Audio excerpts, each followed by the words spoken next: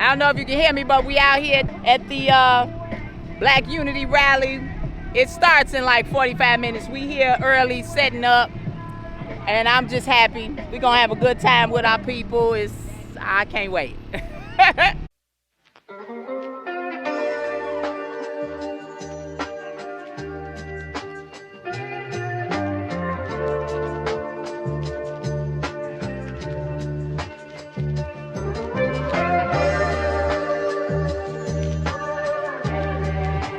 Mark my words.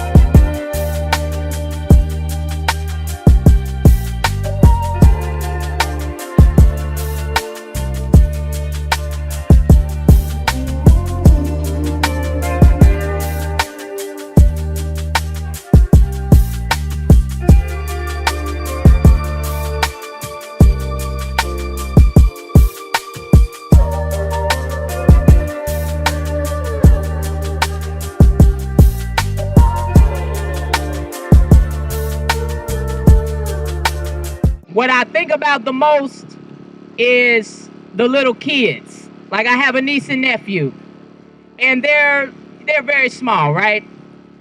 Right now, they have no idea what it means to be black. You understand? Like, they have no idea right now what it means to be a black person. They don't know what's coming. And so when I look at my niece and nephew, it's like they have so much joy and such an ease of life. They're so happy and full because they don't know. It's a weight you carry being black. And all I know is that this organization is our opportunity. We still have time, in my mind, to change what it means to be black for those kids. So when they grow up, they don't have to grow up like this. They don't have to be feeling like they got a target on their back everywhere they go. They don't have to look for resources that aren't there, because we're going to build it for them. So if you're looking for your reason why, that should be the main reason why you're here today and why you'll be here tomorrow and the next day and the next day as we build this thing. It's not for us, it's for them. And that's enough for me. So maybe that can be enough for you. It's something definitely to think about, because unfortunately, we're at a place right now where the society in this country has decided that they're not going to linger in the shadows anymore. They're going to come out in full display and take everything away. And when I say take everything, it's really not everything, because they were barely giving us anything to begin with. Our fair share was never given, right? And so they gave us a crumb and they took their slice of pie. That's what happened. And now they're taking the crumbs away. But we have to get to that place where we don't want their crumbs. We don't want their pie.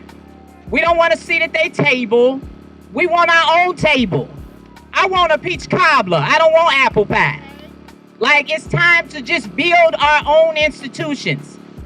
All of our people from back then, all of our ancestors that are gone, they told us, they said it over and over again. They put their lives on the line to tell us one thing: gather the masses of black people.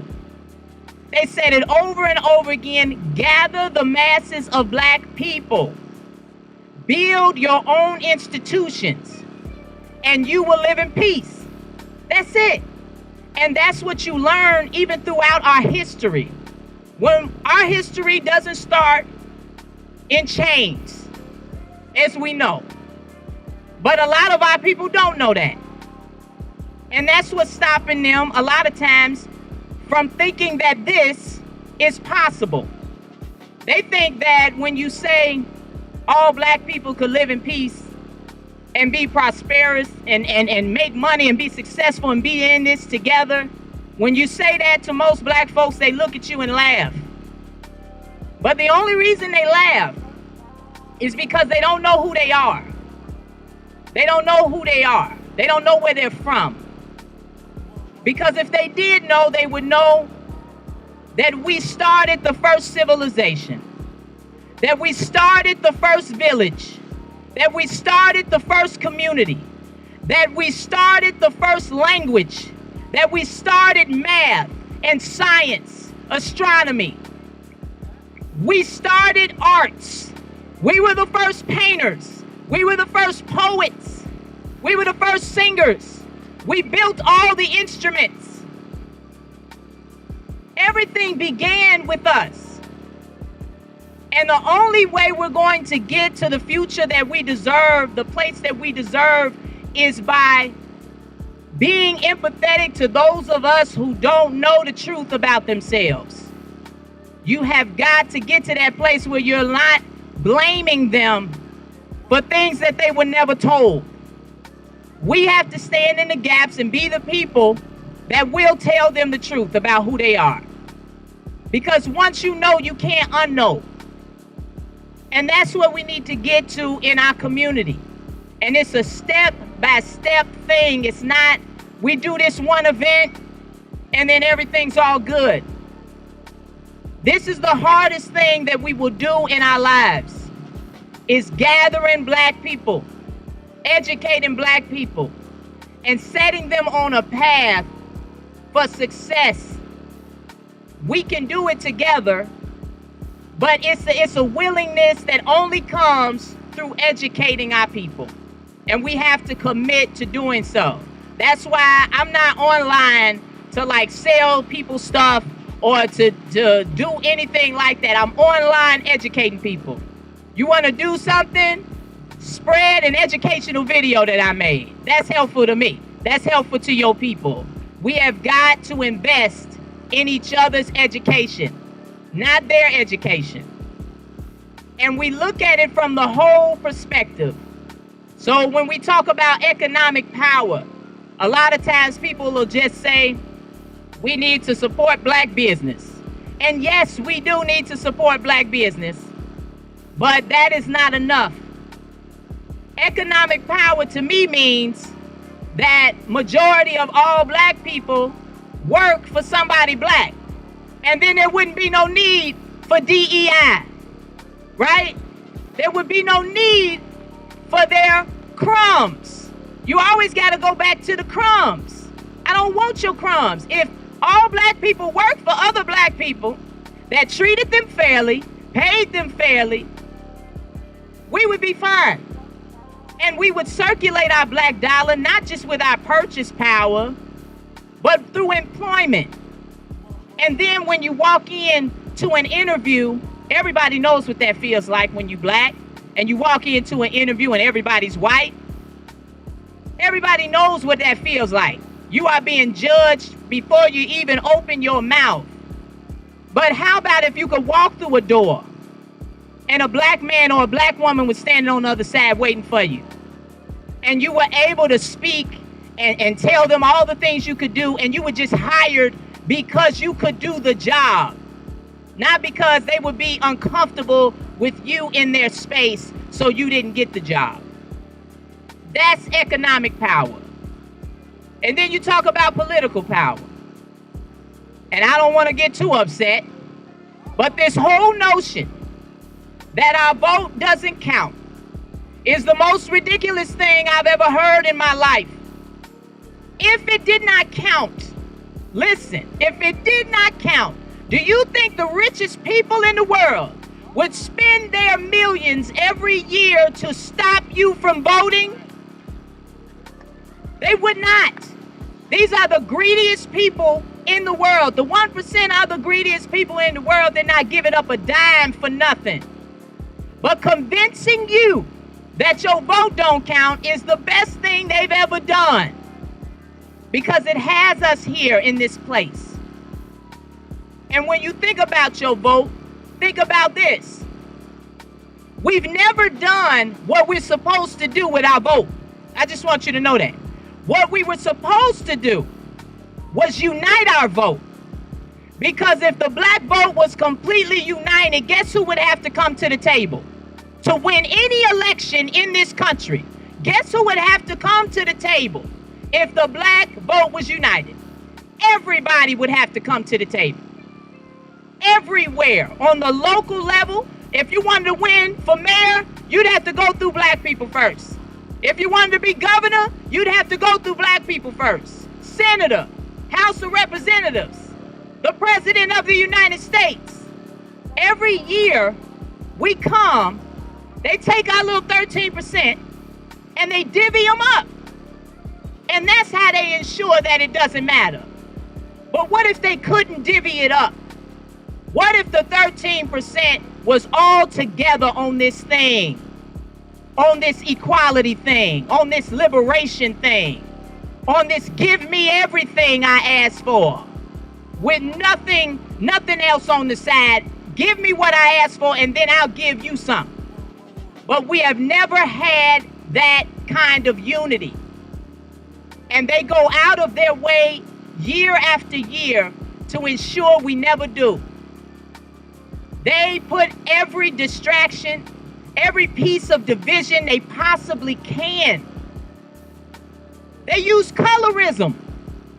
They'll say, oh, let's just bring the light people in, leave the dark people out, and then boom, we're divided.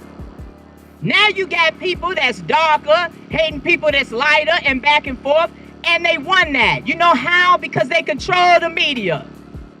They were able to put it in your movies, on your TV shows, in commercials. They were able to put it in your school. You'll see posters in school. Make sure ain't nobody dark in the picture. They did that. But we fell for it. And we have to look at ourselves with that. They do it the same thing with sexism. You think all these black men out here saying bad stuff about black women is just from out of nowhere? No. I know a whole bunch of black men. They've never disrespected me. They've always treated me with love and respect. I know that's not who we are. But if you go online, that's who they say you are. That's who they say black men are now. Black men hate black women. That is the message. It's the message because that's what they need it to be, to keep us divided. So they find a couple of little ignorant dudes who really hate themselves deep down to come out and make a podcast or make a video. And all they got to do is throw them a little bit of money. Throw somebody a little bit of money and let them just be disloyal to their people and go out and tell lies about their people. It's an old trick. But they don't have to change the trick because it still works. We still keep falling for it. When we stop falling for these distractions, we will unify, period. If we want to keep believing it, then all of this will keep going on. And you better know there is somebody pulling your strings. They are pulling your strings. We are better together. Everybody knows it. We are the culture. Everybody knows it. You listen to any commercial. Now that you notice it, listen to any commercial, listen to any skit, watch any TV show, black or white, I don't care who's in it. We're in it. Our culture is in it. The words we choose to say, the dance moves we come up with, everything about us, our fashion, our hairstyles. You got white people trying to figure out how to look like me. Because nothing's off limits. Because to them, we are still for sale. That's why they feel like they can come and take whatever we provide. Because to them, we are still for sale. But we're not. This is an illusion. They put in a lot of time and energy and effort into this. So we need to put that same kind of time and energy to fighting back against it. This is not a movement. This is a lifestyle change for our people. Okay? Movements come and go. That was something else we needed to learn from the past. Everybody reaches back to the 60s. That was a movement. This needs to be more than a movement. This needs to be a lifestyle change. This needs to be us saying, we're done. We got to get like Fannie Lou Hamer and be tired. Sick and tired of being sick and tired. We got to get to that place. Because in that place, we can start building these institutions. And most of the time, when you say build institutions, people will say, yeah, let's go ahead and do that. But how? There are ways that we can do this together, y'all. We got $1.8 trillion of spending power. But because we spend it, giving it back to our oppressors, we don't have the money to build the institutions we need. That's it. That's the mathing. If we spent our money amongst ourselves and put a little to the side to feed our children, right? To educate our children, to give us access to health care. All of these things we can do internally instead of buying their bags and their shoes and going on trips and spending money at their resorts. You think about all the money you're going to spend this summer paying them. Think about if you had your own resort, if there was a black resort that you could give your money to. Think about when you go to the grocery store, maybe this time you go to the black grocery store. There are several. If you need one, we got a Buy Black list on our website. There is a way to do this. That doesn't mean taking everything and throwing it in the trash saying, yeah, we got to come up with $5 million or we don't have to start in that place. We want to feed our children. This is an example. They're about to take the food out of schools. So we could get together and do a march and put signs up talking about they're taking us this food, they're taking the food. Who cares? I'm going to tell you right now, the BRC won't be involved in any marches. We're not doing it. It's a waste of time. It's a waste of time. We got to accept it. What is on time, though, is us getting together like this and saying what we're going to do tomorrow and then going and doing it and not just say, yeah, this is what should happen. This is what we need. We're not here to complain. I'm not here complaining. I'm here strategizing. You're here listening to my strategy. And then we're going to go implement the strategy. That is what this is about. It's not about talking about what needs to change. It's about saying what we're going to change. What we're going to change. And we're committing to that. That's what this is about. They want to take the food out of the school. So we are putting an actual plan together to feed our kids ourselves. So I reached out to some black farmers and food pantries and black-owned grocery stores. And I said, hey, would you be willing to give us some food to feed the kids? They said yes. So now I need volunteers to help put the food together. And now I need volunteers to distribute the food. And now I need volunteers to help figure out which schools need it the most right now so we can work from the bottom up. This is what's called an action plan. I see a lot of people grouping up and joining organizations, and some of them have been around for a long, long time. But who is ready to do the thing? Because that's what we need. We need action. It speaks louder than any words I could provide you here today. We need action. They've already taken so many people's health care. Already. People can't go to the doctor. So what do we need to do? We need mobile health care. We need to bring that health care to the people. So we can do that. So what do? Well, I called some nurses and some doctors, some black nurses, some black doctors. Would you volunteer?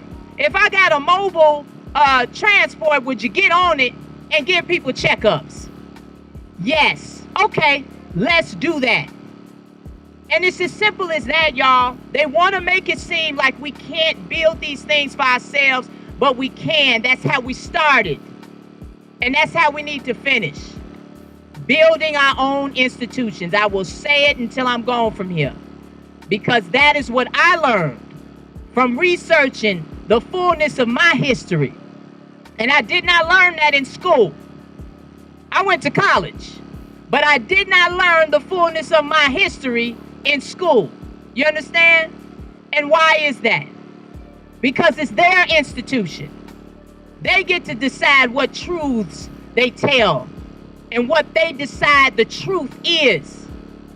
But information, knowledge is free. The library is free. So you can go to the library just like I did and learn the fullness of your history, or you can come to the BRC and learn the fullness of your history for free. And that's what I'll end with. If you are here sincerely to help your people, then your help should be free. I'm going to say it again. If you are here to be in service to your community, then everything you provide will be free. Anything else is a scam. Anyone else saying anything else is a scammer. I'm real tired of black folks, the bad black folks, I'll say, coming into the community and trying to take from the community and covering their face up and saying, yeah, I'm here for you, brother. I'm here for you. You know, I got this book for $24.99 and it's really going to help you with your business. No, that's not real. We cannot do that to each other anymore. All pretenders will be shown the door. I'm going to tell you that right now. So don't even try. I've already told several people, we're not doing it. You will be found out. Because we have to be genuine to the people to get the people. They have to believe that we're here for the right reasons, because we need to be there for the right reasons. You can't pretend this. So I'll leave you with this.